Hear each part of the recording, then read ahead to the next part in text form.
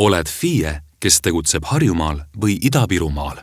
Sinu tegevus oli erakorraliste asjaolude tõttu 28. detsembrist 31. jaanuarini märkimisväärselt häiritud. Kui jah, siis võid saada Töötukassast kompensatsiooni ja seda nii iseendale kui oma töötajatele.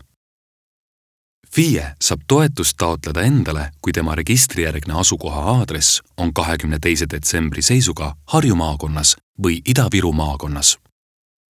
Kui FIE taotleb toetust enda töötajatele, siis pole oluline tema aadress, vaid see, kui mitu töötajat on tal 22. detsembri seisuga registreeritud Harjumaa või Ida-Virumaa töötajaks. Just nende töötajate palgakulu kompenseeritakse. Toetust saavad taotleda need FIE-d, kelle põhitegevusala kood 22. detsembri seisuga on üks nendest. Majutus ja toitlustus.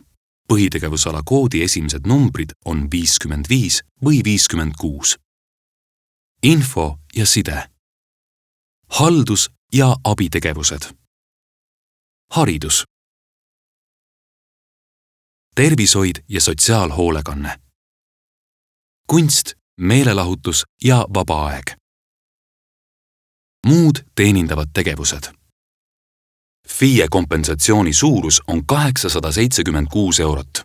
Kui FIE taotleb toetust oma töötajale, siis on kompensatsiooni suurus töötaja novembri 1,5-kordne palgakulu.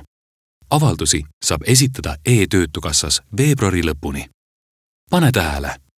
FIE tegevus ei tohi olla 22. detsembri seisuga peatatud ega hooajaline tegevus lõppenud. Toetuse saamiseks peab olema esitatud 2019. aasta ettevõtlustulu deklaratsioon.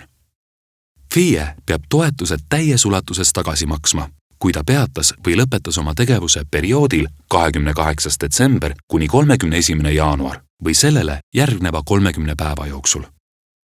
Jäid hätta või tekkis lisaküsimusi? Vaata www.tootukassa.ee rubriigist toetused ja hüvitised või helista 15501.